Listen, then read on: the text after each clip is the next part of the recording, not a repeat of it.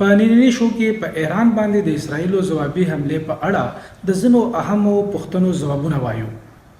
اسرایل په رښتیا په ایران حمله کړې؟ د دغه حملې په اړه ایران څه وایي؟ اصفهان دا وخت ولې په نښه کړی شوی او ولې د دې حملې سره به د ایران اسرایل ترمنځ تاوتریخوالی زیاتیږي او کنه؟ او په اخره کې بعد ایران او اسرائیل انخدي اثرات په عالمي معیشت باندې سکی دي شي خبره کوو.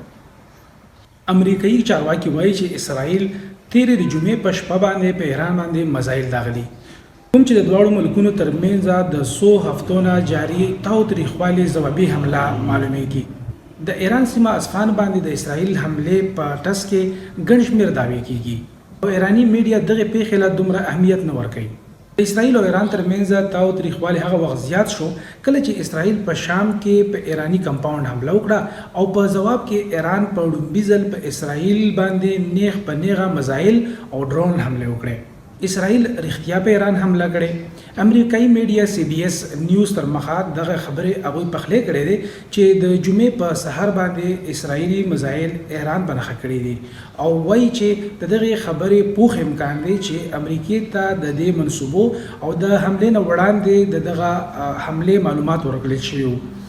CBS نیوز وایي چې دا خبره نه په ډاګه کېږي چې دا حمله په کومو وسلو او هتیارو سره شوې ده او کوم ځای په نښه کړی شوی دی. خو بل پلو ایرانی انتظامیه د ملک د ننه چې کوم معاملات دي هغه یې رالنډ کړي دي نو د دې وجې نه چې کوم انټرنیشنل میډیا ده هغه هلته اصفهان مرکزي سیمې ته نشي رسېدی چې هلته معلومات وکړي چې دغه حمله څنګه شوې ده او څومره نقصان یې کړی دی. ایران د دغه حملې په اړه څه وایي په دې باندې خبره کوو. د ایرانی حکامو د ایرانی د ځینې میډیا لخوا د دې خبرې پخلی کړی شوی دی چې حمله شوې ده خو په حمله کې ځایي زیان نه دی اوښتی. ایرانی میډیا وایي چې د فوجي اډو سره نږدې د دماکو اوازونه اوریدل شوي دي کوم سره چې هوایي دفاعي نظام چمتو کړی شوی دی.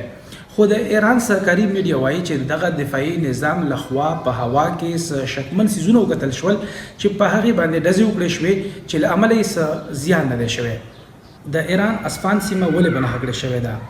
ویل کېږي چې اصفهان کومه د ایران سیمه ده دغلته د ایران چې کوم فوزي غټ کمپاونډز دي او د هغې سره چې څومره دفاعي نظام دی دغه په اصفهان سیمه کې دی او د ایران یو مرکزي ښار ګڼل کېږي.